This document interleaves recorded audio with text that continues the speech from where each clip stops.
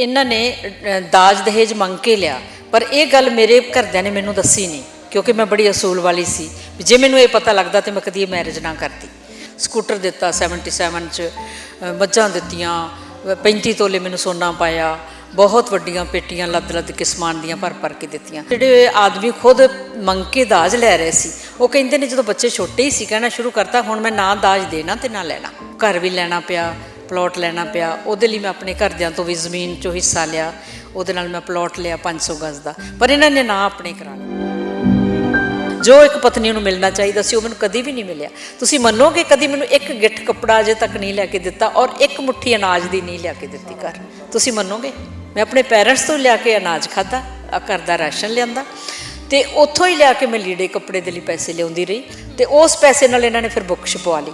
71 ਸਾਲ ਦੀ ਉਮਰ 'ਚ 45 ਸਾਲਾਂ ਦਾ ਵਿਆਹ ਤੋੜ ਕੇ ਅਲੱਗ ਰਹਿਣਾ ਚਾਹੁੰਦੇ? ਅਲੱਗ, ਹਾਂਜੀ, ਅਲੱਗ ਰਹਿਣਾ ਚਾਹੁੰਦੇ ਨੇ, ਇਕੱਲੇ ਰਹਿਣਾ ਚਾਹੁੰਦੇ ਨੇ। ਉਹ ਕਹਿੰਦੇ ਨੇ ਮੇਰੀ ਪ੍ਰਾਈਵੇਸੀ ਹੈ, ਅਤੇ ਪਰਦੇ ਲਾ ਛੱਡੇ ਨੇ ਜੀ ਮੇਰੇ ਵਾਲੇ ਪਾਸੇ। ਤੁਸੀਂ ਅਲੱਗ ਹੋਣਾ ਚਾਹੁੰਦੇ? ਹਾਂ, ਮੈਂ ਵੀ ਨਹੀਂ ਹੁਣ ਨਾਲ ਰਹਿਣਾ ਚਾਹੁੰਦੀ। ਉੱਧਰੋਂ ਹੁਣ ਮੈਂ ਇੱਥੇ ਫੋਟੋ ਵੀ ਕਈ ਵਿਖਾ ਸਕਦੀ ਹਾਂ, ਲੇਡੀਜ਼ ਕਈ ਜਵਾਨ ਆਉਂਦੀਆਂ ਨੇ, ਉਹ ਉੱਧਰੋਂ ਆ ਕੇ ਅਤੇ ਚਲੀਆਂ ਜਾਂਦੀਆਂ, ਮੇਰੇ ਵਾਲੇ ਪਾਸੇ ਪਰਦਾ ਲਾਇਆ ਹੋਇਆ,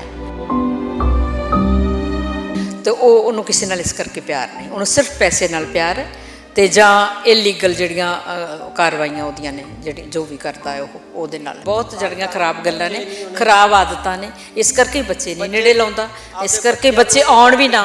ਦੇਖੋ ਬਾਹਰਲੇ ਦੇਸ਼ਾਂ 'ਚੋਂ ਕਦੀ ਆਉਣ ਹੀ ਨਾ, ਖਰਚਾ ਦਿੰਦੇ ਨਹੀਂ ਸੀ। ਬੇਟੀ ਦੀ ਮੈਰਿਜ ਪਿੱਛੇ ਸਿਰਫ ਉਹਨੇ ਆਊਟ ਆਫ ਕਾਸਟ ਮੈਰਿਜ ਕਰ ਲਈ ਸੀ, ਉਹਦੇ ਪਿੱਛੇ ਮੈਨੂੰ ਇਹ ਕਹਿਤਾ ਵੀ ਤੂੰ ਹੁਣ ਘਰੋਂ ਹੀ ਚਲੀ ਜਾ, ਘਰੋਂ ਬਾਹਰ ਚਲੀ ਜਾ। ਵਿਆਹ ਨਹੀਂ ਸੀ ਕਰਨਾ ਚਾਹੁੰਦਾ, ਕਿਉਂਕਿ ਵਿਆਹ 'ਤੇ ਪੈਸੇ ਲੱਗਣੇ ਸੀ। ਇਹ ਗਾਏ, ਸਿੰਗਿੰਗ ਕਰੇ ਅਤੇ ਮੈਨੂੰ ਪੈਸੇ ਕਮਾ ਕੇ ਦੇਵੇ।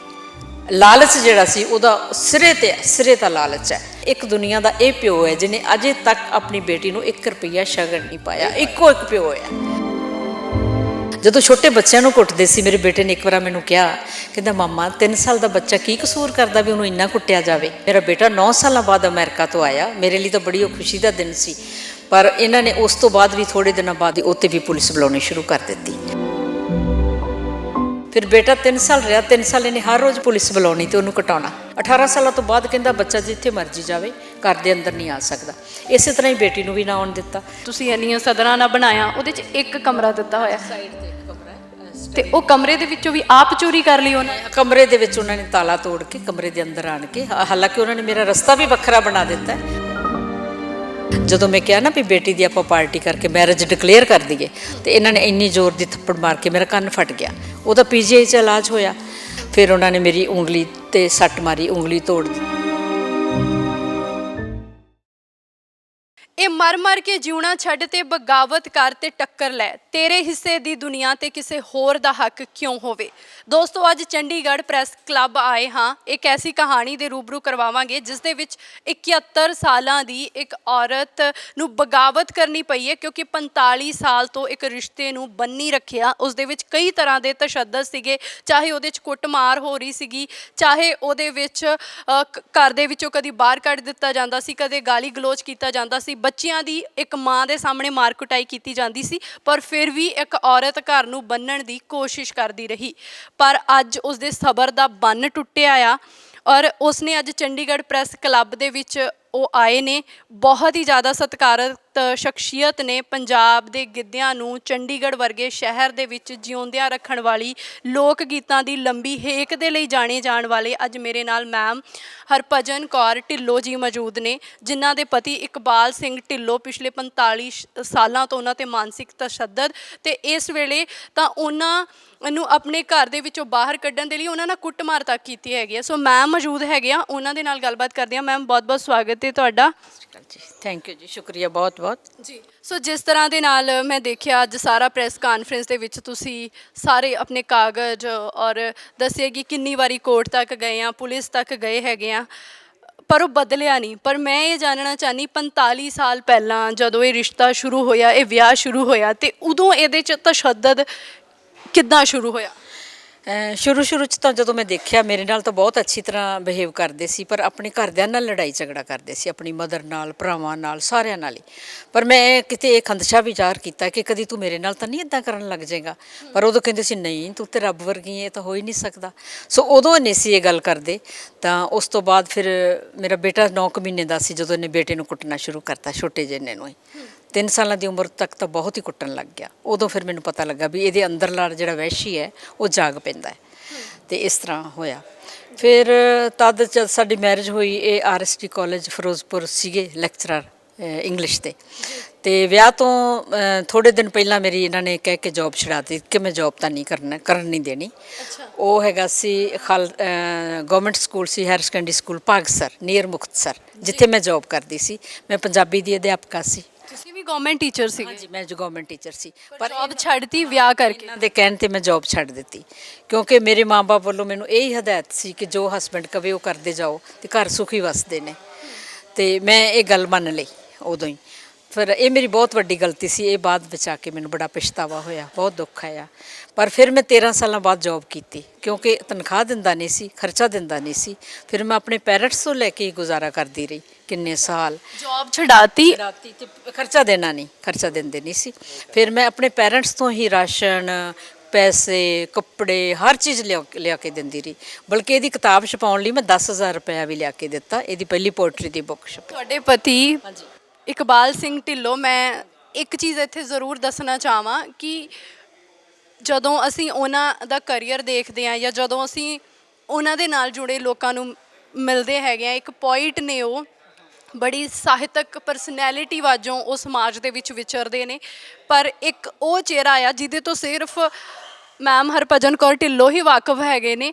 ਸੋ ਮੈਮ, ਤੁਹਾਨੂੰ ਜਿਵੇਂ ਤੁਸੀਂ ਦੱਸਿਆ ਕਿ ਵਿਆਹ ਹੋਇਆ, ਮੈਂ ਜੌਬ ਛੱਡਤੀ, ਇੱਕ ਔਰਤ ਸੈਕਰੀਫਾਈਸ ਕਰਨ ਲੱਗ ਜਾਂਦੀ ਬੱਚਿਆਂ ਦੇ ਲਈ, ਪਤੀ ਦੇ ਲਈ, ਤੇ ਕੀ ਉਹਨਾਂ ਚੀਜ਼ਾਂ ਤੋਂ ਬਾਅਦ ਵੀ ਰਿਸ਼ਤਾ ਠੀਕ ਨਹੀਂ ਹੋਇਆ? ਹਾਂ, ਨਹੀਂ, ਉਸ ਤੋਂ ਬਾਅਦ ਵੀ ਨਹੀਂ ਠੀਕ ਹੋਇਆ। ਇੱਥੇ ਮੈਂ ਯਾਦ ਦਵਾਵਾਂ ਵੀ ਇਹਨਾਂ ਨੇ ਦਾਜ ਦਹੇਜ ਮੰਗ ਕੇ ਲਿਆ, ਪਰ ਇਹ ਗੱਲ ਮੇਰੇ ਘਰਦਿਆਂ ਨੇ ਮੈਨੂੰ ਦੱਸੀ ਨਹੀਂ, ਕਿਉਂਕਿ ਮੈਂ ਬੜੀ ਅਸੂਲ ਵਾਲੀ ਸੀ। ਵੀ ਜੇ ਮੈਨੂੰ ਇਹ ਪਤਾ ਲੱਗਦਾ ਤਾਂ ਮੈਂ ਕਦੀ ਇਹ ਮੈਰਿਜ ਨਾ ਕਰਦੀ। ਪਰ ਉਹਨਾਂ ਨੇ ਸਾਰਾ ਕੁਝ ਮੰਗ ਕੇ ਲਿਆ। ਮੇਰੇ ਘਰਦਿਆਂ ਨੇ ਬਹੁਤ ਸਾਰਾ ਦੇਣ ਲੈਣ ਕਰਕੇ ਵਿਆਹਿਆ। ਸਕੂਟਰ ਦਿੱਤਾ 77 'ਚ, ਮੱਝਾਂ ਦਿੱਤੀਆਂ, 35 ਤੋਲੇ ਮੈਨੂੰ ਸੋਨਾ ਪਾਇਆ, ਬਹੁਤ ਵੱਡੀਆਂ ਪੇਟੀਆਂ ਲੱਦ ਕੇ ਸਮਾਨ ਦੀਆਂ ਭਰ ਕੇ ਦਿੱਤੀਆਂ, ਤੇ ਉਹ ਮੇਰਾ ਸਾਰਾ ਹੀ ਸਮਾਨ ਖੁਰਦ-ਬੁਰਦ ਕੀਤਾ। ਈਵਨ ਸੋਨਾ ਵੀ ਮੇਰਾ ਲੈ ਲਿਆ ਗਿਆ, ਲੋਕਰ 'ਚੋਂ ਕਢਾ ਲਿਆ ਗਿਆ। ਉਹ ਵੀ ਮੇਰੇ ਤੇ ਬਹੁਤ ਦਬਾਅ ਪਾ ਕੇ, ਬਹੁਤ ਮੈਨੂੰ ਮਾਰ ਕੁੱਟ ਕਰਕੇ, ਤੇ ਮੇਰੇ ਤੋਂ ਉਹ 35 ਤੋਲੇ ਸੋਨਾ ਵੀ ਕਢਾ ਲਿਆ। ਹਾਲਾਂਕਿ ਜਦੋਂ ਮੈਂ ਘਰ ਬਣਾਉਂਦੀ ਸੀ ਉਦੋਂ ਮੈਂ ਸੋਨਾ ਕਈ ਵਾਰ ਗਿਰਵੀ ਰੱਖਿਆ, ਕਈ ਵਾਰ ਛਡਾਇਆ, ਫਿਰ ਲੋਕਰ 'ਚ ਰੱਖ ਲਿਆ ਕੇ ਕਿ ਮੈਂ ਆਪਣੇ ਬੇਟੇ ਤੇ ਬੇਟੀ ਨੂੰ ਇਹ ਦਿਆਂਗੀ, ਕਦੀ ਉਹਨਾਂ ਦੀ ਮੈਰਿਜ ਕਰਾਂਗੀ। ਅੱਛਾ, ਦੂਸਰੀ ਗੱਲ ਅਤਕਥਨੀ ਇਹ ਵੇਖੋ ਵੀ ਉਹ ਜਿਹੜੇ ਆਦਮੀ ਖੁਦ ਮੰਗ ਕੇ ਦਾਜ ਲੈ ਰਹੇ ਸੀ, ਉਹ ਕਹਿੰਦੇ ਨੇ ਜਦੋਂ ਬੱਚੇ ਛੋਟੇ ਹੀ ਸੀ ਕਹਿਣਾ ਸ਼ੁਰੂ ਕਰਤਾ, ਹੁਣ ਮੈਂ ਨਾ ਦਾਜ ਦੇਣਾ ਤੇ ਨਾ ਲੈਣਾ, ਹੁਣ ਨਹੀਂ ਮੈਂ ਦਾਜ ਦੇਣਾ ਤੇ ਨਾ ਲੈਣਾ, ਹੈ ਨਾ। ਇਹ ਬਹੁਤ ਵੱਡੀ ਗੱਲ ਸੀ। ਸੋ ਇਸ ਕਰਕੇ ਮੈਂ ਸੋਨਾ ਬਚਾ ਕੇ ਰੱਖਦੀ ਸੀ ਵੀ ਘੱਟੋ ਘੱਟ ਮੈਂ ਸੋਨਾ ਤਾਂ ਦੇ ਸਕਾਂਗੀ, ਇਹ ਤਾਂ ਮੇਰਾ ਆ, ਹੈ ਨਾ। ਪਰ ਇਹ ਵੀ ਨਹੀਂ ਹੋ ਸਕਿਆ, ਇਹ ਵੀ ਮੈਂ ਨਹੀਂ ਕਰ ਸਕੀ, ਹੈ ਨਾ। ਉਹ ਵੀ ਲੈ ਲਿਆ।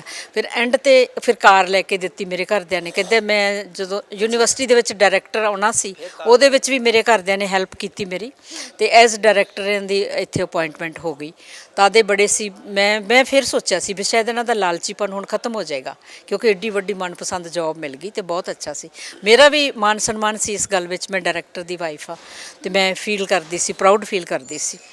ਸੋ ਉਹਨਾਂ ਨੇ ਇਹ ਨਹੀਂ ਕੀਤਾ ਕੁਛ ਵੀ, ਜੋ ਮੇਰਾ ਮਤਲਬ ਕਹਿੰਦੇ ਸੀ ਜ਼ਬਾਨੀ ਇਸ ਤਰ੍ਹਾਂ। ਪਰ ਫਿਰ ਮੈਨੂੰ ਘਰ ਵੀ ਲੈਣਾ ਪਿਆ, ਪਲੋਟ ਲੈਣਾ ਪਿਆ। ਉਹਦੇ ਲਈ ਮੈਂ ਆਪਣੇ ਘਰਦਿਆਂ ਤੋਂ ਵੀ ਜ਼ਮੀਨ 'ਚੋਂ ਹਿੱਸਾ ਲਿਆ, ਉਹਦੇ ਨਾਲ ਮੈਂ ਪਲੋਟ ਲਿਆ 500 ਗਜ਼ ਦਾ। ਪਰ ਇਹਨਾਂ ਨੇ ਨਾਂ ਆਪਣੇ ਕਰਾ ਲਿਆ। ਮੈਨੂੰ ਐਂਡ ਤੱਕ ਕਹਿੰਦੇ ਰਹੇ ਕਿ ਤੇਰੇ ਨਾਂ ਕਰਾਉਣਾ, ਤੇਰੇ ਘਰਦਿਆਂ ਦਾ ਪੈਸਾ ਹੈ, ਪਰ ਆਪਣੇ ਨਾਂ ਕਰਾ ਗਏ। ਫਿਰ ਮੈਨੂੰ ਕਹਿੰਦੇ ਨੇ ਕਿ ਇਹ ਹੁਣ ਪਾਵਰ ਆਫ ਅਟਾਰਨੀ ਤੇ ਇਹਦੀ ਰਜਿਸਟਰੀ ਤੇਰੇ ਨਾਂ 'ਤੇ ਕਰਾਵਾਂਗਾ। ਪਰ ਮੇਰੀ ਤਾਂ ਕੋਈ ਟਿਕਾਣਾ ਹੀ ਨਾ ਰਿਹਾ।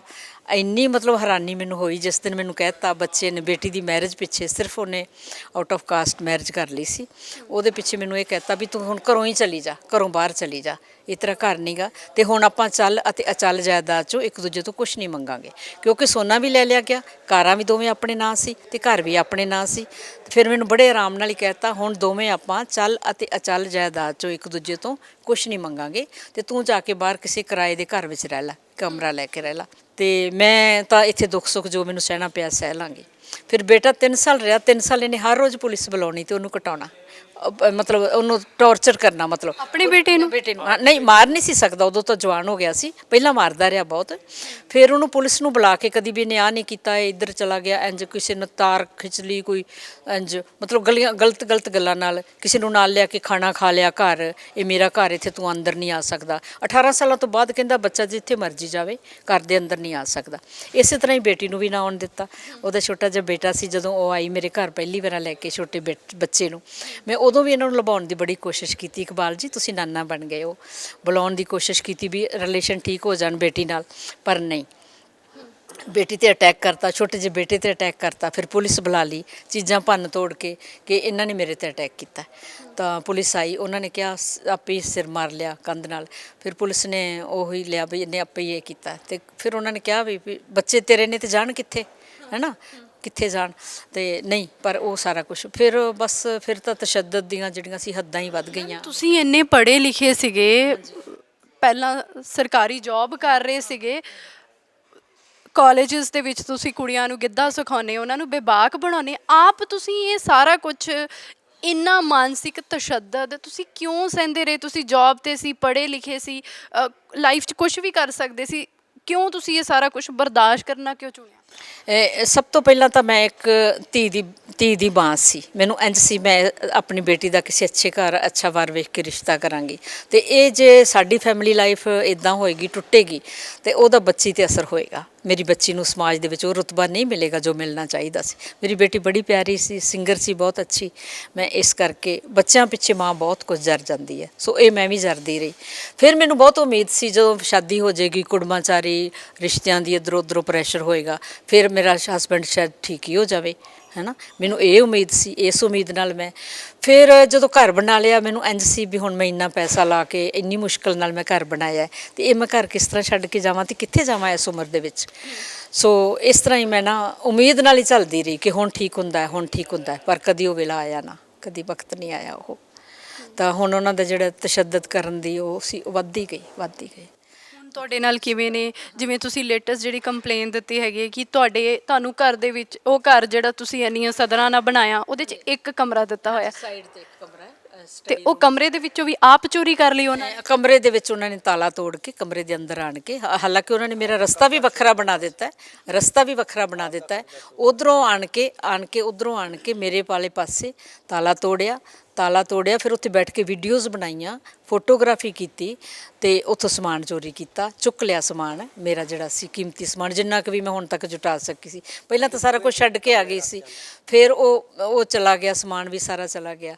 ਫਿਰ ਮੈਂ ਪੁਲਿਸ ਕੰਪਲੇਂਟ ਕੀਤੀ, ਉਸੇ ਵੇਲੇ ਮੈਂ ਪੁਲਿਸ ਬੁਲਾਈ, ਤੇ ਕਹਿੰਦਾ ਵੀ ਮੈਨੂੰ ਤਾਂ ਪਤਾ ਨਹੀਂ ਗਾ ਕਿਹਨੇ ਚੋਰੀ ਕੀਤੀ, ਪੁਲਿਸ ਬੁਲਾ ਲਾ। ਸੱਚ ਮੈਨੂੰ ਬੜੀ ਆਰਾਮ ਨਾਲ ਕਹਿੰਦੇ ਤੂੰ ਪੁਲਿਸ ਬੁਲਾ ਲਾ, ਹੈ ਨਾ, ਕਿਉਂਕਿ ਪੁਲਿਸ ਨਾਲ ਤਾਂ ਉਹ ਪਹਿਲਾਂ ਮੇਰੇ ਖਿਆਲ ਮਿਲ ਚੁੱਕੇ ਸੀ, ਪੁਲਿਸ ਨੂੰ ਤਾਂ ਪਹਿਲਾਂ ਹੀ। ਇਸ ਤਰ੍ਹਾਂ ਜਦੋਂ ਕਹਿ ਦਿੱਤਾ, ਤੇ ਮੈਂ ਪੁਲਿਸ ਨੂੰ ਫੋਨ ਕਰਕੇ 112 ਨੰਬਰ 'ਤੇ ਬੁਲਾਇਆ। ਨੈਚੁਰਲੀ ਉਹਨਾਂ ਨੇ ਕੋਈ ਰਿਐਕਸ਼ਨ ਦਿਖਾਇਆ ਹੀ ਨਹੀਂਗਾ। ਫਿਰ ਥਾਣੇਦਾਰ ਸਾਹਿਬ ਨੇ ਵੈਸੇ ਕਿਹਾ ਵੀ ਜਦੋਂ ਅਲਮਾਰੀ ਟੁੱਟ ਰਹੀ ਸੀ ਤੇ ਤੈਨੂੰ ਆਵਾਜ਼ ਨਹੀਂ ਸੀ ਜਾ ਰਹੀ? ਕਹਿੰਦਾ ਨਹੀਂ, ਮੈਨੂੰ ਨਹੀਂ ਆਵਾਜ਼ ਸੁਣੀ। ਫਿਰ ਹੋਰ ਉਹਦੇ ਕੈਮਰੇ ਜਿਹੜੇ ਨੇ ਉਹ ਮੇਰੇ ਦਰਵਾਜ਼ੇ 'ਤੇ ਫਿਕਸ ਨੇ, ਮੇਰੇ ਦਰਵਾਜ਼ੇ ਵੱਲ ਉਹਨਾਂ ਦੀ ਡਾਇਰੈਕਸ਼ਨ ਹੈ। ਤੇ ਉਹ ਕਹਿੰਦੇ ਨੇ, ਫਿਰ ਮੈਂ ਕਿਹਾ ਪੁਲਿਸ ਵਾਲੇ ਨੂੰ ਵੀ ਜਾ ਤੂੰ ਫਿਰ ਕੈਮਰੇ 'ਚੋਂ ਦੇਖ ਕੇ ਆ ਕਿੰਨੇ ਚੋਰੀ ਕੀਤੀ। ਉਹ ਗਿਆ, ਕਹਿੰਦਾ ਉਦੋਂ ਕੈਮਰਾ ਬੰਦ ਸੀ, ਉਸ ਵਕਤ ਕੈਮਰਾ ਬੰਦ ਸੀ। ਫਿਰ ਡੀਐਸਪੀ ਸਾਹਿਬ ਮੈਨੂੰ ਕਹਿੰਦੇ ਨੇ ਕੀ ਬਾਹਰਲੇ ਦਰਵਾਜ਼ੇ ਵੀ ਟੁੱਟੇ? ਮੈਂ ਕਿਹਾ ਨਹੀਂ, ਨਾ ਕੋਈ ਖੁੱਲ੍ਹਿਆ ਬਾਹਰਲਾ ਦਰਵਾਜ਼ਾ ਨਾ ਟੁੱਟਿਆ, ਤੇ ਅੰਦਰ ਤਾਂ ਮੇਰੇ ਹਸਬੈਂਡ ਹੀ ਸੀ ਸਿਰਫ। ਹੋਰ ਤਾਂ ਹੋਰ ਜਦੋਂ ਚੋਰੀ ਹੋਈ ਹੈ, ਜੇ ਤੁਹਾਨੂੰ ਸਵੇਰੇ ਹੀ ਪਤਾ ਲੱਗਿਆ, ਰਾਤ ਚੋਰੀ 4 ਵਜੇ 3:30 ਹੋਈ, ਨਾਲਦਿਆਂ ਨੇ ਦੱਸਿਆ ਕਿ ਇਹੀ ਅੰਦਰ ਸੀ, ਅਲਮਾਰੀ ਭੰਨ ਰਿਹਾ ਸੀ, ਤੋੜ ਰਿਹਾ ਸੀ, ਤੇ ਇਹੀ ਅੰਦਰ ਸੀ, ਇਕਬਾਲ ਸਿੰਘ ਢਿੱਲੋਂ ਹੀ ਅੰਦਰ ਸੀ। ਐਵੀਡੈਂਸ ਦਿੱਤੀ ਉਹਨਾਂ ਨੇ ਪੁਲਿਸ ਨੂੰ, ਉਹਨਾਂ ਨੇ ਗਵਾਹੀ ਦਿੱਤੀ ਹੈ। ਤਾਂ ਫਿਰ ਤੂੰ ਪੁਲਿਸ ਕਿਉਂ ਨਾ ਬੁਲਾਈ ਉਸ ਵਕਤ, ਜਦੋਂ ਤੈਨੂੰ ਲੱਗਿਆ ਵੀ ਇੱਕ ਘਰ ਦੇ ਵਿੱਚ ਇਹ ਗੱਲ ਹੋ ਗਈ ਹੈ ਦੂਜੇ ਪਾਸੇ, ਤੇ ਫਿਰ ਤੂੰ ਪੁਲਿਸ ਕਿਉਂ ਨਾ ਬੁਲਾਈ? ਤੂੰ ਪੁਲਿਸ ਨੂੰ ਇਨਫੋਰਮ ਕਰਦਾ, ਜਾਂ ਮੈਨੂੰ ਹੀ ਇਨਫੋਰਮ ਕਰਦਾ, ਮੈਂ ਘਰ ਤੋਂ ਬਾਹਰ ਸੀ। ਸੋ ਇਹ ਜਿਹਾ ਨਹੀਂ ਹੋਇਆ। ਇਹਦਾ ਮਤਲਬ ਵੀ ਇਹ ਤਾਂ ਗੱਲ ਹੈ ਹੀ ਹੈ, ਤਾਲਾ ਵੀ ਉਹਨਾਂ ਨੇ ਤੋੜਿਆ, ਚੀਜ਼ਾਂ ਵੀ ਉਹਨਾਂ ਨੇ ਚੁੱਕੀਆਂ ਨੇ, ਚੁਰਾਈਆਂ ਨੇ, ਪਰ ਪੁਲਿਸ ਇਸ ਗੱਲ ਤੋਂ ਅੱਖਾਂ ਮੀਟ ਰਹੀ ਹੈ। ਆਪਣੇ ਹੀ ਘਰ 'ਚ ਇਸ ਤਰ੍ਹਾਂ ਦੀਆਂ ਅਪਰਾਧਕ ਚੀਜ਼ਾਂ ਕਰਨਾ, ਤੁਹਾਨੂੰ ਕੀ ਲੱਗਦਾ ਇਹਦੇ ਪਿੱਛੇ ਕੀ ਮਾਨਸਿਕਤਾ? ਤੁਸੀਂ 45 ਸਾਲ ਉਹਨਾਂ ਦੇ ਨਾਲ ਵਿਆਹ 'ਚ ਰਹੇ? ਹਾਂ, ਮੈਨੂੰ ਲੱਗਦਾ ਉਹਨਾਂ ਦੀ ਜਿਹੜਾ ਮਾਨਸਿਕ ਸਿਚੁਏਸ਼ਨ ਠੀਕ ਨਹੀਂ ਗੀ, ਕਦੀ ਵੀ ਨਹੀਂ ਸੀ ਠੀਕ।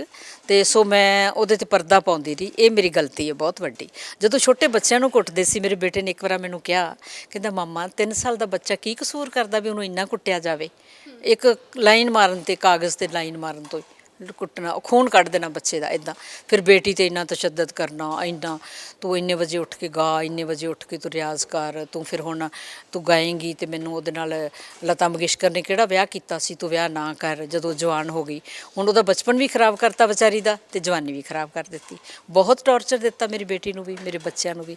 ਮੇਰੀ ਰੀਝ ਸੀ, ਮੈਨੂੰ ਗਾਉਣ ਦਾ ਖੁਦ ਸ਼ੌਕ ਸੀ ਅਤੇ ਮੇਰੀ ਰੀਝ ਸੀ ਮੇਰੀ ਬੇਟੀ ਨਾ ਅੱਛੀ ਸਿੰਗਰ ਬਣੇ, ਅੱਛਾ ਗਾਏ ਅਤੇ ਉਹਦੇ ਨਾਲ ਹੋਰ ਵੀ ਇਹਦੇ ਕੁਆਲਿਟੀਜ਼ ਹੋਣ ਬੱਚੇ ਦੀਆਂ, ਅਤੇ ਉਹ ਮੈਂ ਬੱਚਿਆਂ 'ਚ ਪੈਦਾ ਕੀਤੀਆਂ। ਪਰ ਇੱਥੇ ਆਣ ਕੇ ਮੈਂ ਹਾਰ ਗਈ ਇੱਥੇ। ਕਿ ਮੈਮ ਕਦੇ ਕੋਈ ਮਾਰ ਕੁੱਟ ਵੀ ਤੁਹਾਡੇ ਨਾਲ? ਹਾਂਜੀ ਹਾਂਜੀ, ਬਹੁਤ ਵਾਰਾਂ ਬਹੁਤ ਵਾਰਾਂ। ਸਭ ਤੋਂ ਪਹਿਲਾਂ ਇਹਨਾਂ ਨੇ ਮੇਰਾ ਕੰਨ 'ਤੇ ਥੱਪੜ ਮਾਰ ਕੇ ਮੇਰਾ ਖੱਬੇ ਪਾਸੇ ਦਾ ਕੰਨ ਫਾੜ ਦਿੱਤਾ। ਜਦੋਂ ਮੈਂ ਕਿਹਾ ਨਾ ਵੀ ਬੇਟੀ ਦੀ ਆਪਾਂ ਪਾਰਟੀ ਕਰਕੇ ਮੈਰਿਜ ਡਿਕਲੇਅਰ ਕਰ ਦਈਏ, ਅਤੇ ਇਹਨਾਂ ਨੇ ਇੰਨੀ ਜ਼ੋਰ ਦੀ ਥੱਪੜ ਮਾਰ ਕੇ ਮੇਰਾ ਕੰਨ ਫਟ ਗਿਆ। ਉਹਦਾ PGI 'ਚ ਇਲਾਜ ਹੋਇਆ। ਤਾਂ ਫਿਰ ਮੇਰਾ ਬੇਟਾ ਉਦੋਂ ਇੱਥੇ ਸੀ, ਕਹਿੰਦਾ ਆਪਾਂ ਚਲੋ ਪੁਲਿਸ ਸਟੇਸ਼ਨ ਚੱਲੀਏ। ਪਰ ਪੁਲਿਸ ਸਟੇਸ਼ਨ ਆਹੀ ਕੁਛ ਹੋਣਾ ਸੀ ਜੋ ਹੁਣ ਹੋਇਆ, ਇਹੀ ਹੋਣਾ ਸੀ ਨਾ। ਹਾਂ ਹਾਂ, ਅਤੇ ਮੈਂ ਨਹੀਂ ਗਈ, ਮੈਂ ਨਹੀਂ ਮੰਨਿਆ। ਮੈਂ ਕਿਹਾ ਬੇਟੇ ਇਹਨਾਂ ਦੀ ਨਾ ਸਾਰੀ ਜਿਹੜੀ ਹੈ ਨਾ ਸਰਵਿਸ ਦਾ ਖਤਮ ਹੋ ਜਾਏਗੀ। ਯੂਨੀਵਰਸਿਟੀ ਦੇ ਅੰਦਰ ਕੈਂਪਸ 'ਚ ਅਸੀਂ ਰਹਿ ਰਹੇ ਸੀ G11 'ਚ, ਅਤੇ ਇੱਕ ਤਾਂ ਇਹਦੀ ਸਰਵਿਸ ਖਤਮ ਹੋ ਜਾਏਗੀ, ਸਰਵਿਸ ਬੈਨੀਫਿਟਸ ਨਹੀਂ ਰਹਿਣਗੇ, ਅਤੇ ਉਹਦਾ ਇਹ ਦੋਸ਼ ਫਿਰ ਮੈਨੂੰ ਦੇਣਗੇ। ਮੈਂ ਫਿਰ ਉਮੀਦ ਲਾ ਲਈ ਵੀ ਸ਼ਾਇਦ ਇਹ ਬੰਦਾ ਮੈਂ ਮਾफ़ ਕਰ ਦਿਆਂ ਅਤੇ ਠੀਕ ਹੋ ਜਾਏ, ਪਰ ਇਹ ਗੱਲ ਨਹੀਂ ਹੋਈ, ਫਿਰ ਵੀ ਨਹੀਂ ਹੋਈ। ਉਸ ਤੋਂ ਬਾਅਦ ਮੇਰੇ ਬੇਟੇ ਨੇ ਵੈਸੇ ਮੈਨੂੰ ਕਿਹਾ ਇਸ ਤੋਂ ਬਾਅਦ ਇਹ ਇਸ ਤੋਂ ਵੱਡਾ ਕਦਮ ਚੁੱਕੇਗਾ, ਉਹੀ ਕੀਤਾ ਉਹਨਾਂ ਨੇ। ਫਿਰ ਉਹਨਾਂ ਨੇ ਮੇਰੀ ਉਂਗਲੀ 'ਤੇ ਸੱਟ ਮਾਰੀ, ਉਂਗਲੀ ਤੋੜ ਦਿੱਤੀ। ਪਿਛਲੇ ਸਾਲ ਦੀ ਇਹ ਤਾਂ ਗੱਲ ਹੈ, ਜਦੋਂ ਗਮਲੇ ਰੱਖੇ ਨਾ ਅੱਗੇ, ਹਾਂਜੀ ਆ ਟੁੱਟੀ ਹੋਈ ਗਮਲੇ ਰੱਖੇ, ਅਤੇ ਮੈਂ ਕਿਹਾ ਵੀ ਕਿਉਂ ਰੱਖੇ ਨੇ? ਨਹੀਂ ਹਾਂ ਨਹੀਂ, ਉਹਦੇ 'ਤੇ ਮੈਂ ਪੁਲਿਸ ਬੁਲਾਈ, ਫਿਰ ਇੱਟ ਮਾਰ ਦਿੱਤੀ ਮੇਰੇ, ਹੈ ਨਾ, ਅਤੇ ਖੂਨ ਨਿਕਲਿਆ। ਫਿਰ ਅਸੀਂ ਗਏ 16 ਦੇ ਹੌਸਪੀਟਲ ਗਏ ਹਨ, ਮੇਰਾ ਬ੍ਰਦਰ ਵੀ ਨਾਲ ਗਿਆ, ਇਹ ਆ ਗਏ ਹੋਏ ਸੀ, PGI ਆਏ ਸੀ, ਫਿਰ ਉਸ ਵੇਲੇ ਆ ਗਏ। ਸੋ ਕੋਈ ਕਾਰਵਾਈ ਪੁਲਿਸ ਨੇ ਨਹੀਂ ਕੀਤੀ, ਅਤੇ ਇਹਦਾ ਮਤਲਬ ਵੀ ਪੁਲਿਸ ਨੂੰ ਹਰ ਤਰ੍ਹਾਂ ਨਾਲ ਮਿਲਾ ਲੈਂਦਾ ਕਿਸੇ ਨਾ ਕਿਸੇ ਤਰ੍ਹਾਂ, ਅਤੇ ਇਸ ਤਰ੍ਹਾਂ ਕਰਦਾ, ਇਸ ਤਰ੍ਹਾਂ ਕਰਦਾ। ਮੇਰੇ ਨਾਲ ਮੈਮ ਦੇ ਬ੍ਰਦਰ ਵੀ ਹੈਗੇ ਨੇ। ਸਰ, ਭੈਣਾਂ ਨੂੰ ਜਦੋਂ ਤੋਰ ਦਿੰਦੇ ਆਪਾਂ, ਹੈ ਨਾ, ਬਗਾਨੇ ਘਰ, ਇੱਕ ਹੁੰਦਾ ਵੀ ਹਾਂ ਖੁਸ਼ੀ ਵਸਣ, ਹੈ ਨਾ, ਅਤੇ ਇੰਨਾ ਕੁਛ ਦਿੱਤਾ ਵੀ, ਤੁਸੀਂ ਦੱਸ ਰਹੇ ਸੀ 5 ਗੱਡੀਆਂ ਦੇ ਵਿੱਚ ਸਮਾਨ ਆਇਆ ਸੀ, ਹੈ ਨਾ, ਪਰ 45 ਸਾਲ ਇਹਨਾਂ ਨੇ ਘਰ ਜੋੜਨ ਦੀ ਕੋਸ਼ਿਸ਼ ਕੀਤੀ। ਅੱਜ ਘਰ ਟੁੱਟ ਰਿਹਾ ਹੈਗਾ। ਇੱਕ ਭਰਾ ਦਾ ਕੀ ਕਹਿਣਾ ਹੈਗਾ, ਤੁਹਾਨੂੰ ਕੀ ਲੱਗ ਰਿਹਾ? ਬਹੁਤ ਲਾਲਚੀ ਬੰਦਾ ਹੈ। ਪਹਿਲਾਂ ਆਪਦੇ ਮਾਂ ਪਿਓ ਨਾਲ ਵੀ ਐਵੇਂ ਕੀਤਾ, ਭੈਣਾਂ ਨਾਲ ਵੀ ਕੀਤਾ, ਫਿਰ ਇਹਦੇ ਨਾਲ, ਫਿਰ ਬੱਚਿਆਂ ਨਾਲ, ਅਤੇ ਸਾਨੂੰ ਕਹਿੰਦਾ ਵੀ ਤੁਸੀਂ ਨਾ ਮੇਰੇ ਘਰ ਆਓ, ਮੇਰਾ ਸਭ ਕੁਝ ਠੀਕ ਹੋ ਜਾਏਗਾ। ਦੱਸ ਰਹੇ ਨੇ ਸਰ ਕਿ ਇੱਕ ਕਮਰਾ ਘਰ ਦੇ ਵਿੱਚ ਤੁਹਾਨੂੰ ਕੰਧਾਂ ਕਰਕੇ ਹਾਂਜੀ, ਦੀਵਾਰ ਅਲੱਗ ਕਰ ਦਿੱਤਾ ਮੇਰਾ ਰਸਤਾ ਵੀ। ਈਵਨ ਉਹ ਫਿਰ ਰਸਤਾ ਉਲੰਘ ਕੇ ਜਿਹੜੀਆਂ ਆਪੇ ਹੀ ਸਾਰੀ ਕੋਠੀ 'ਚ ਸੀ, ਰਸੋਈ ਸੀ, ਸਭ ਕੁਝ ਸੀਗਾ, ਅਤੇ ਕਜਾ ਉਹਨੇ ਥਾਣੇਦਾਰ ਨੇ ਪੈਸੇ ਲੈ ਕੇ ਇਹਨੂੰ ਰਸੋਈ ਤੋਂ ਵੀ ਅਲੱਗ ਕਰਤਾ, ਸਾਰਾ ਕੁਝ ਢਿੱਲੋਂ ਨੂੰ ਦੇਤਾ, ਇਹਨੂੰ ਸਿਰਫ ਇੱਕ ਗੁਸਲਖਾਨੇ ਜਿੰਨਾ ਕਮਰਾ ਦਿੱਤਾ। ਇਹ ਪੁਲਿਸ ਨੇ ਕੀਤਾ ਸਾਰਾ ਕੁਝ। ਜੋ ਪੁਲਿਸ ਅੱਜ ਵੀ ਪੁਲਿਸ ਪੈਸੇ ਲੈ ਕੇ ਇਹਦੀ ਕੋਈ ਗੱਲ ਨਹੀਂ ਸੁਣਦੀ ਗੀ, ਜੋ ਕਰਦੀ ਪਈ ਪੁਲਿਸ ਕਰਦੀ ਪਈ ਹੈ। ਔਰ ਚੰਡੀਗੜ੍ਹ ਵਿੱਚ ਇਹੋ ਜਿਹੇ ਸ਼ਹਿਰ ਦੇ ਵਿੱਚ ਜੇ ਫਰਜ਼ ਕੀਤਾ ਪੁਲਿਸ ਇਹ ਕਰਦੀ, ਇਹਨੇ ਪੜ੍ਹੇ ਲਿਖੇ ਤਾਂ ਆਮ ਪਿੰਡਾਂ ਦਾ ਕੀ ਹਾਲ ਹੋਊਗਾ। ਇਹਦੀ ਇਸ ਵਾਰ ਕਿ ਹੱਥ 'ਤੇ ਸੱਟ ਲੱਗੀ ਹੈ, ਉਹਨਾਂ ਨੇ FIR ਨਹੀਂ ਦਰਜ ਕੀਤੀ। ਹੁਣ ਜੇ ਇੰਨੇ ਦਿਨ ਹੋ ਗਏ ਨੇ, ਜੇ ਇਹਦਾ ਘਰ ਭੰਨ ਲਿਆ, ਚੋਰੀ ਕਰ ਲਈ, ਅਤੇ ਪੁਲਿਸ ਕਿਉਂ ਨਹੀਂ ਕਰਨ ਡਈ? ਮੈਂ ਕਹਿੰਦਾ ਪੁਲਿਸ ਨੂੰ ਸਸਪੈਂਡ ਕਰਨਾ ਚਾਹੀਦਾ। ਇਹ ਗਵਰਨਰ ਤੱਕ ਵੀ ਗੱਲ ਜਾਵੇ, ਉਹਨਾਂ ਤੱਕ ਜਾਵੇ। ਮੈਂ ਇਸ ਗੱਲ ਦਾ ਹਾਂ, ਜਦੋਂ ਆਂਢ ਗੁਆਂਢ ਸਾਰੇ ਕਹਿੰਦੇ ਨੇ ਵੀ ਇਹ ਬੰਦਾ ਭੰਨਦਾ ਪਿਆ ਸੀਗਾ, ਅਗਵਾਈਆਂ ਹੋ ਗਈਆਂ ਨੇ, ਫਿਰ ਪੁਲਿਸ ਕਿਉਂ ਨਹੀਂ ਅੱਜ ਤੱਕ ਕਾਰਵਾਈ ਕਰਦੀ? ਇਹਦਾ ਕੀ ਮਤਲਬ ਹੈ? ਕਿਉਂ? ਚਲੋ ਠੀਕ ਹੈ, ਘਰ ਅਲੱਗ ਕਰਤਾ, ਨਹੀਂ ਬਣ ਰਹੀ ਸੀ, ਮੰਨ ਸਕਦੇ, ਪਰ ਇੰਨੀ ਨਫ਼ਰਤ ਕਿਉਂ? ਕਿ ਜੇ ਉੱਥੇ ਰਹਿੰਦਿਆਂ ਨੂੰ ਵੀ ਪਰੇਸ਼ਾਨ ਕਰੀ ਜਾਣਾ ਉਸ ਇੱਕ ਕਮਰੇ ਦੇ ਵਿੱਚ, ਇੰਨੀ ਨਫ਼ਰਤ ਤੁਹਾਡੇ ਨਾਲ ਕਿਉਂ? ਉਹਨਾਂ ਨੂੰ ਕਈ ਤਰ੍ਹਾਂ ਦੀਆਂ ਆਦਤਾਂ ਸੀ, ਜਿਹੜੀਆਂ ਪਰਦਾ ਲਾਇਆ ਹੋਇਆ ਘਰ ਦੇ ਵਿੱਚ ਤੁਸੀਂ ਜਾ ਕੇ ਦੇਖੋਗੇ। ਉੱਧਰੋਂ ਹੁਣ ਮੈਂ ਇੱਥੇ ਫੋਟੋ ਵੀ ਕਈ ਵਿਖਾ ਸਕਦੀ ਹਾਂ, ਲੇਡੀਜ਼ ਕਈ ਜਵਾਨ ਆਉਂਦੀਆਂ ਨੇ, ਉਹ ਉੱਧਰੋਂ ਆ ਕੇ ਅਤੇ ਚਲੇ ਜਾਂਦੀਆਂ, ਮੇਰੇ ਵਾਲੇ ਪਾਸੇ ਪਰਦਾ ਲਾਇਆ ਹੋਇਆ, ਹੈ ਨਾ। ਫਿਰ ਉਹਦਾ ਸਾਰਾ ਕੁਝ, ਜਿਹੜੀ ਔਰਤ ਤੋਂ ਕੀ ਪ੍ਰਾਈਵੇਸੀ ਹੁੰਦੀ ਹੈ, ਪਰਦਾ ਲਾਉਣ ਦੀ ਕੀ ਲੋੜ ਹੈ ਮੇਰੇ ਤੋਂ, ਹੈ ਨਾ। ਉਹ ਪਰਦੇ ਲਾ ਰੱਖੇ ਨੇ, ਉਹ ਹਾਂ, ਅਤੇ ਉਹ ਹਾਂ ਮਤਲਬ ਬਸ ਇਹ ਗੱਲਾਂ ਨੇ, ਬਹੁਤ ਜਿਹੜੀਆਂ ਖਰਾਬ ਗੱਲਾਂ ਨੇ, ਖਰਾਬ ਆਦਤਾਂ ਨੇ। ਇਸ ਕਰਕੇ ਬੱਚੇ ਨਹੀਂ ਨੇੜੇ ਲਾਉਂਦਾ, ਇਸ ਕਰਕੇ ਬੱਚੇ ਆਉਣ ਵੀ ਨਾ। ਦੇਖੋ ਬਾਹਰਲੇ ਦੇਸ਼ਾਂ 'ਚੋਂ ਕਦੀ ਆਉਣ ਹੀ ਨਾ, ਕਦੀ ਬਾਹਰਲੇ ਦੇਸ਼ਾਂ 'ਚੋਂ ਆਉਣ ਹੀ ਨਾ ਬੱਚੇ। ਕੌਣ ਚਾਹੁੰਦਾ? ਅਗਲਾ ਭੱਜ ਕੇ ਮਿਲਦਾ ਬੱਚਿਆਂ ਨੂੰ, ਕਿੰਨੀ ਪਿਆਰੀ ਚੀਜ਼ ਹੁੰਦੀ ਬੱਚੇ, ਪਰ ਨਹੀਂ। ਬਹਾਨਾ ਤਾਂ ਇਹ ਬਣਾਇਆ ਸੀ ਕਿ ਬੇਟੀ ਦੀ ਆਊਟ ਆਫ ਕਾਸਟ ਮੈਰਿਜ ਹੈ, ਉਹਨੇ ਕਰ ਲਈ ਹੈ ਬਾਹਰ ਕਾਸਟ ਤੋਂ। ਬਹਾਨਾ ਤਾਂ ਇਹ ਬਣਾਇਆ, ਪਰ ਐਕਚੁਅਲੀ ਕਾਰਨ ਇਹ ਸੀ ਵੀ ਵਿਆਹ ਨਹੀਂ ਸੀ ਕਰਨਾ ਚਾਹੁੰਦਾ, ਕਿਉਂਕਿ ਵਿਆਹ 'ਤੇ ਪੈਸੇ ਲੱਗਣੇ ਸੀ। ਇਹ ਗਾਏ, ਸਿੰਗਿੰਗ ਕਰੇ ਅਤੇ ਮੈਨੂੰ ਪੈਸੇ ਕਮਾ ਕੇ ਦੇਵੇ। ਲਾਲਚ ਜਿਹੜਾ ਸੀ ਉਹਦਾ ਸਿਰੇ ਦਾ ਲਾਲਚ ਹੈ, ਅਤੇ ਉਹਨੂੰ ਕਿਸੇ ਨਾਲ ਇਸ ਕਰਕੇ ਪਿਆਰ ਨਹੀਂ, ਉਹਨੂੰ ਸਿਰਫ ਪੈਸੇ ਨਾਲ ਪਿਆਰ ਹੈ। ਤੇ ਜਾਂ ਇਲੀਗਲ ਜਿਹੜੀਆਂ ਕਾਰਵਾਈਆਂ ਉਹਦੀਆਂ ਨੇ ਜਿਹੜੀ ਜੋ ਵੀ ਕਰਦਾ ਹੈ ਉਹ ਉਹਦੇ ਨਾਲ, ਕਿਉਂਕਿ ਜੇ ਮੇਰਾ ਤਾਲੇ ਤੋੜ ਕੇ ਮੇਰੇ ਘਰ ਦੇ ਅੰਦਰੋਂ ਚੋਰੀ ਹੋ ਸਕਦੀ ਹੈ, ਇਹ ਕੁਝ ਹੋ ਸਕਦਾ ਤੇ ਮੈਨੂੰ ਕੱਲ ਨੂੰ ਮਾਰਿਆ ਵੀ ਜਾ ਸਕਦਾ। ਸੋ ਮੈਂ ਇਹ ਮੀਡੀਆ ਦੇ ਥਰੂ ਪ੍ਰਸ਼ਾਸਨ ਦੀ ਨਜ਼ਰ 'ਚ ਗੱਲ ਇਹ ਲਿਆਉਣਾ ਚਾਹੁੰਦੀ ਹਾਂ ਕਿ ਮੇਰੇ ਜਾਨ ਤੇ ਮਾਲ ਦੀ ਹਿਫਾਜ਼ਤ ਕੀਤੀ ਜਾਵੇ ਤੇ ਮੇਰੇ ਵਰਗੀਆਂ ਹੋਰ ਵੀ ਔਰਤਾਂ ਜਿਹੜੀਆਂ ਤਰਾਸਦੀ ਸਹਿੰਦੀਆਂ ਨੇ, ਪ੍ਰਸ਼ਾਸਨ ਹੀ ਉਹਨਾਂ ਦੀ ਮਦਦ ਕਰ ਸਕਦਾ ਹੈ, ਲੋਕਲ ਪ੍ਰਸ਼ਾਸਨ। ਮੈਮ ਤੁਸੀਂ ਆਪ, ਮੈਂ ਹੁਣ ਇਹ ਥੋੜਾ ਜਿਹਾ ਜਾਨਣਾ ਚਾਹੁੰਦੀ, ਤੁਸੀਂ ਆਪ ਇੱਕ ਟੀਚਰ ਸੀਗੇ ਹਨਾ, ਔਰ ਇੰਨਾ ਤਸ਼ੱਦਦ, ਇੰਨੀ 45 ਸਾਲਾਂ ਦੇ ਵਿਆਹ ਦੇ ਵਿੱਚ ਤੁਸੀਂ ਸਿਆ ਹੈਗਾ ਆ, ਪਰ ਤੁਸੀਂ ਕਦੇ ਉਹਨੂੰ ਚਿਹਰੇ ਤੇ ਵੀ ਨਹੀਂ ਆਉਣ ਦਿੱਤਾ ਹਨਾ। ਤੁਹਾਨੂੰ ਸਟੇਜਸ ਤੇ ਦੇਖਦੇ ਰਹੇ ਆ, ਤੁਸੀਂ ਗਿੱਧਾ ਸਿਖਾਉਂਦੇ ਰਹੇ ਕੁੜੀਆਂ ਨੂੰ, ਲੋਕ ਗੀਤ ਗਾਉਂਦੇ ਰਹੇ। ਕੀ ਸੀ ਤੁਸੀਂ ਅੱਜ ਇਕਬਾਲ ਸਿੰਘ ਹੁਣਾਂ ਦੀ ਗੱਲ ਕਰ ਰਹੇ ਕਿ ਇੱਕ ਮਖੌਟਾ ਤੁਹਾਡੇ ਨਾਲ ਵੱਖਰਾ ਸਮਾਜ 'ਚ, ਤੁਸੀਂ ਵੀ ਆਪਣੇ ਆਪ ਨੂੰ ਉਵੇਂ ਹੀ ਰੱਖਿਆ। ਤੁਹਾਨੂੰ ਨਹੀਂ ਲੱਗਦਾ ਤੁਸੀਂ ਵੀ ਕਸੂਰਵਾਰ ਹੈਗੇ ਇੰਨੇ ਚਿਰ ਚੁੱਪ ਰਹੇ? ਬਿਲਕੁਲ ਠੀਕ, ਮੇਰਾ ਵੀ ਕਸੂਰ ਹੈ, ਕਿਉਂਕਿ ਮੈਂ ਇੰਨਾ ਜ਼ਿਆਦਾ ਜਿਹੜਾ ਸਬਰ ਸੰਤੋਖ ਕਰਨਾ ਵੀ ਬਹੁਤਾ ਵਾਜਬ ਨਹੀਂ ਹੁੰਦਾ, ਤੇ ਜੇ ਜ਼ੁਲਮ ਕਰਨਾ ਪਾਪ ਹੈ ਤੇ ਸਹਿਣਾ ਵੀ ਪਾਪ ਹੈ। ਇੱਥੇ ਮੈਂ ਆਪਣੇ ਆਪ ਨੂੰ ਵੀ ਦੋਸ਼ੀ ਸਮਝਦੀ ਹਾਂ, ਪਰ ਕਈ ਕਾਰਨ ਸੀ, ਜਿਵੇਂ ਬੇਟੀ ਮਾਂ ਹੋਣਾ, ਬੇਟੀ ਦੀ ਕਈ ਗੱਲਾਂ ਸੀ, ਹੋਰ ਮੇਰੇ ਆਪਣੇ ਪਿੱਛੇ ਦੀ ਇੱਜ਼ਤ, ਮੇਰੇ ਬਾਪ ਦੀ, ਭੋਲਾ ਜਿਹਾ ਮੇਰਾ ਬਾਪ ਸੀ, ਉਹਨੇ ਮੈਨੂੰ ਪੜ੍ਹਾਇਆ ਲਿਖਾਇਆ, ਉਹਨਾਂ ਦੀ ਇੱਜ਼ਤ ਦਾ ਖਿਆਲ, ਸੋ ਬਹੁਤ ਗੱਲਾਂ, ਮੇਰੇ ਦੇਣ ਲੈਣ ਬਹੁਤ ਕਰਕੇ ਵਿਆਹਿਆ ਸੀ, ਮੇਰੇ ਘਰਦਿਆਂ ਨੇ ਆਪਣਾ ਘਰ ਧੋ ਦਿੱਤਾ, ਮੈਨੂੰ ਇੰਨਾ ਕੁਝ ਦਿੱਤਾ, ਤੇ ਉਹਨਾਂ ਦੀ ਵੀ ਮੈਨੂੰ ਸ਼ਰਮ ਸੀ, ਇਹ ਮੈਂ ਨਹੀਂ ਕਰ ਸਕੀ। ਸੋ ਸਾਰਾ ਕੁਝ ਹੈ। ਹਾਂ, ਬਾਕੀ ਰਹੀ ਕਿ ਗੱਲ ਮੇਰੇ ਚਿਹਰੇ ਤੇ ਨਹੀਂ ਆਇਆ, ਮੈਂ ਇੰਨਾ ਵੱਡਾ ਸਬਰ ਮੈਨੂੰ ਰੱਬ ਨੇ ਦਿੱਤਾ, ਜਿਹੜੇ ਲੋਕ ਗੀਤਾਂ ਦੀ ਤੇ ਲੋਕ ਨਾਚਾਂ ਦੀ ਮੱਸ ਸੀ ਨਾ ਮੇਰੇ ਅੰਦਰ, ਕਲਾ ਸੀ, ਉਹਨੇ ਮੈਨੂੰ ਜਿੰਦਾ ਰੱਖਿਆ। ਜੇ ਸੱਚ ਪੁੱਛੋ ਤੇ ਉਹਨਾਂ ਨੇ ਮੈਨੂੰ ਜਿੰਦਾ ਰੱਖਿਆ। ਮੈਂ ਫਿਰ ਯੂਥ ਵਿੱਚ ਤੁਰ ਪੈਂਦੀ ਸੀ, ਨੌਜਵਾਨਾਂ ਵਿੱਚ ਤੁਰ ਪੈਂਦੀ ਸੀ, ਗਿੱਧੇ ਸਿਖਾਉਣ, ਗੀਤ ਗਾਉਣ, ਇਹ ਮੇਰੀ ਬਹੁਤ ਵੱਡੀ ਇੱਛਾ ਸੀ। ਤੁਸੀਂ ਚੰਡੀਗੜ੍ਹ ਦੇ ਵਿੱਚ ਮੈਂ ਤੀਆਂ ਦਾ ਆਗਾਜ਼ ਕੀਤਾ, ਤੀਆਂ ਸ਼ੁਰੂ ਕੀਤੀਆਂ। ਉਹਨਾਂ ਦਿਨਾਂ 'ਚ ਪੰਜਾਬ ਦੇ ਹਾਲਾਤ ਬਹੁਤ ਖਰਾਬ ਸੀ ਤੇ ਮੈਨੂੰ ਐਸੀ ਮੇਰਾ ਪੰਜਾਬ ਮੁੜ ਕੇ ਹੱਸਦਾ ਖੇਡਦਾ ਹੋ ਜਾਵੇ। ਤੀਆਂ ਲਾਈਆਂ ਚੰਡੀਗੜ੍ਹ ਦੇ ਵਿੱਚ, ਕਿਉਂਕਿ ਜਿਹੜੀ ਚੰਡੀਗੜ੍ਹ ਦੇ ਵਿੱਚ ਗੱਲ ਸ਼ੁਰੂ ਹੁੰਦੀ ਉਹ ਸਾਰੇ ਹੀ ਹੋ ਜਾਂਦੀ, ਤੇ ਹੁਣ ਉਹ ਸਾਰੇ ਵਰਲਡ 'ਚ ਤੀਆਂ ਲੱਗ ਰਹੀਆਂ ਨੇ। ਇਸੇ ਤਰ੍ਹਾਂ ਹੀ ਲੋਕ ਗੀਤਾਂ ਦੀ ਮੈਨੂੰ ਬਹੁਤ ਸ਼ੌਕ ਸੀ, ਬੜੀ ਪਿਆਰੀ ਪੋਇਟਰੀ ਉਹਨਾਂ ਦੇ ਵਿੱਚ, ਲੋਕ ਗੀਤਾਂ ਦੇ ਵਿੱਚ ਬਹੁਤ ਰਿਸ਼ਤਿਆਂ ਪ੍ਰਤੀ ਸੰਵੇਦਨਸ਼ੀਲਤਾ ਹੈ। ਔਰਤਾਂ ਦੇ ਗਾਏ ਹੋਏ ਗੀਤ ਬੜੇ ਹੀ ਪਿਆਰੇ ਨੇ, ਕਦੀ ਮੌਕਾ ਮਿਲਿਆ ਤੇ ਤੁਹਾਨੂੰ ਤੁਹਾਡੇ ਇਸੇ ਚੈਨਲ 'ਤੇ ਮੈਂ ਸੁਣਾਵਾਂਗੀ। ਸੋ ਉਹਨਾਂ ਗੀਤਾਂ ਕਰਕੇ ਜਿਹੜੀ ਰਿਸ਼ਤਿਆਂ ਦੇ ਵਿੱਚ ਪਾਕੀਜ਼ਗੀ ਆਏਗੀ, ਬੜੇ ਅੱਛੇ ਨਿਭਣਗੇ, ਤੇ ਮੈਂ ਸਮਾਜ ਨੂੰ ਹੀ ਇਹਨਾਂ ਦੇ ਥਰੂ ਬਦਲਣਾ ਚਾਹੁੰਦੀ ਸੀ। ਸੋ ਜਿਹੜੀ ਕਲਾ ਦੀ ਇਹ ਮੇਰੇ 'ਚ ਮੱਸ ਸੀ ਨਾ, ਇਸ ਨੇ ਮੈਨੂੰ ਜਿੰਦਾ ਰੱਖਿਆ। ਔਰ ਇਹ ਗੱਲ ਮੰਨਦੇ ਵੀ ਨੇ, ਮੇਰੀ ਕਿਤਾਬ ਦੇ ਵਿੱਚ ਲਿਖ ਕੇ ਵੀ ਇਹਨਾਂ ਨੇ ਮੰਨਿਆ ਵੀ ਇਹ ਮੇਰੀਆਂ ਸੰਭਾਵਨਾਵਾਂ ਦਾ ਪੂਰਾ ਗਿਆਨ ਰੱਖਦੀ ਹੈ ਮੇਰੀ ਪਤਨੀ। ਇਹ ਮੇਰੇ ਲਈ ਪੋਜ਼ੀਟਿਵ ਗੱਲਾਂ ਉਹਨਾਂ ਨੇ ਲਿਖੀਆਂ ਵੀ ਨੇ ਆਪਣੀਆਂ ਬੁੱਕਸ 'ਚ। ਪਰ ਜਿਹੜਾ ਵਿਹਾਰ ਹੈ ਉਹਨਾਂ ਦਾ ਅਤ ਦਾ ਮਾੜਾ ਸੀ, ਅਤ ਦਾ ਮਾੜਾ ਸੀ। ਜੋ ਇੱਕ ਪਤਨੀ ਨੂੰ ਮਿਲਣਾ ਚਾਹੀਦਾ ਸੀ ਉਹ ਮੈਨੂੰ ਕਦੀ ਵੀ ਨਹੀਂ ਮਿਲਿਆ। ਤੁਸੀਂ ਮੰਨੋਗੇ, ਕਦੀ ਮੈਨੂੰ ਇੱਕ ਗਿੱਠ ਕੱਪੜਾ ਅਜੇ ਤੱਕ ਨਹੀਂ ਲਿਆ ਕੇ ਦਿੱਤਾ, ਔਰ ਇੱਕ ਮੁੱਠੀ ਅਨਾਜ ਦੀ ਨਹੀਂ ਲਿਆ ਕੇ ਦਿੱਤੀ ਘਰ। ਤੁਸੀਂ ਮੰਨੋਗੇ? ਇਹ ਝੂਠ ਲੱਗਦਾ ਨਾ, ਜਿਵੇਂ ਮੈਂ ਇਹ ਗੱਲ ਕਹਿ ਰਹੀ ਹਾਂ ਤੇ ਝੂਠ ਹੀ ਲੱਗਦਾ। ਮੈਂ ਆਪਣੇ ਪੇਰੈਂਟਸ ਤੋਂ ਲਿਆ ਕੇ ਅਨਾਜ ਖਾਧਾ, ਘਰ ਦਾ ਰਾਸ਼ਨ ਲਿਆਂਦਾ, ਤੇ ਉੱਥੋਂ ਹੀ ਲਿਆ ਕੇ ਮੈਂ ਲੀੜੇ ਕੱਪੜੇ ਦੇ ਲਈ ਪੈਸੇ ਲਿਆਉਂਦੀ ਰਹੀ। ਤੇ ਮੇਰੇ ਹਸਬੈਂਡ ਮੈਨੂੰ ਪਤਾ ਕੀ ਕਹਿੰਦੇ ਨੇ, ਤੂੰ ਉੱਥੋਂ ਨਾ ਨਗਦ ਪੈਸੇ ਲੈ ਆਇਆ ਕਰ, ਕਿਉਂਕਿ ਉੱਥੇ ਖਰੀਦਣੇ ਤੇ ਚੰਡੀਗੜ੍ਹ ਪਾਉਣੇ ਇਹ ਕੋਈ ਗੱਲ ਤਾਂ ਨਹੀਂ ਨਾ। ਤੇ ਉਸ ਪੈਸੇ ਨਾਲ ਇਹਨਾਂ ਨੇ ਫਿਰ ਬੁੱਕ ਛਪਵਾ ਲਈ। ਪਹਿਲੀ ਬੁੱਕ ਇਹਨਾਂ ਦੀ ਉਸ ਪੈਸੇ ਨਾਲ ਛਪੀ, 10,000 ਰੁਪਏ ਮੇਰੀ ਮਦਰ ਨੇ ਮੈਨੂੰ ਦਿੱਤਾ।